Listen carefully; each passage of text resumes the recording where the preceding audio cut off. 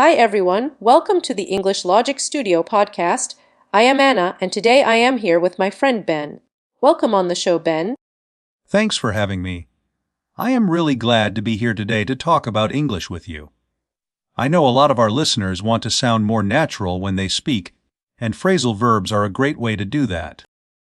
I remember when I first started learning English, I was always curious about how native speakers use these little phrases in daily life. That is so true. Sometimes phrasal verbs can be confusing because they do not always mean what the words seem to say. But once you get used to them, they make your English sound much more fluent. Absolutely. And don't worry if you make mistakes at first. Everyone does.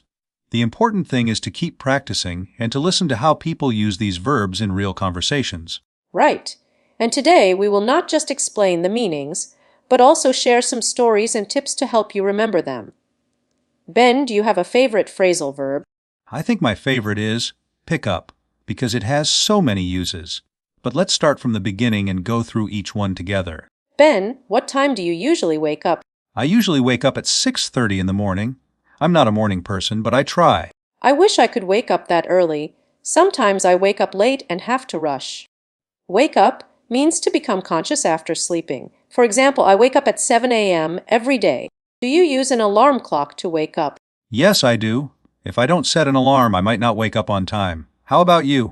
I use my phone as an alarm. Sometimes I hit the snooze button and wake up a few minutes later. I know that feeling. On weekends, I like to wake up late and relax.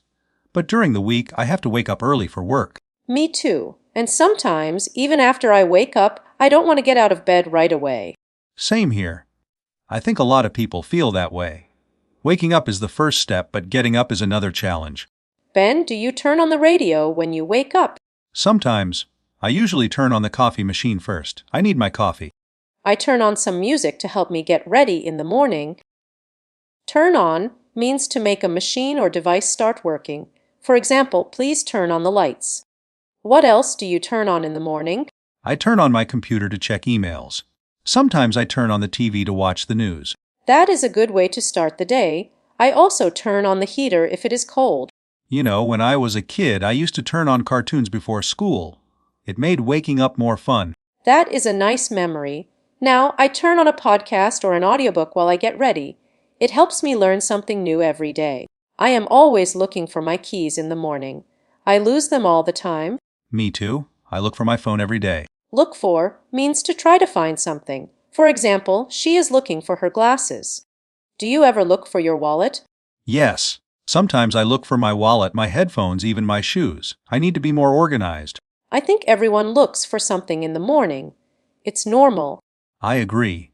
And sometimes when I look for something, I find something else I lost before. That happens to me too. Looking for things is part of my daily routine.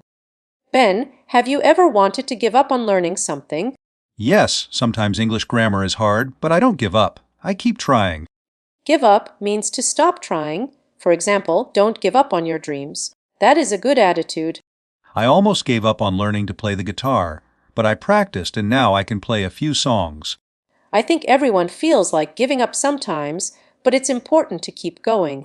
Yes, and if you ever feel like giving up, just remember why you started. That helps me stay motivated. Good advice. And remember, making mistakes is part of learning. Don't give up if you make a mistake.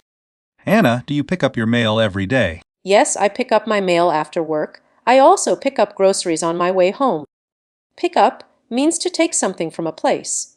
For example, can you pick up the kids from school? I pick up new words when I listen to English podcasts. That's a good example. We can also pick up a habit, like picking up the habit of reading every day. Or pick up a new skill, like cooking or playing an instrument. Exactly. Pick up is a very useful phrasal verb. Try to use it in different ways when you practice English. Let us quickly review the 5 phrasal verbs: wake up, turn on, look for, give up, and pick up. Try to use these in your daily conversations. The more you practice, the easier they will become. Thanks for listening to the English Logic Studio podcast. If you enjoyed this episode, please subscribe and share it with your friends. See you next time. Keep practicing your English every day.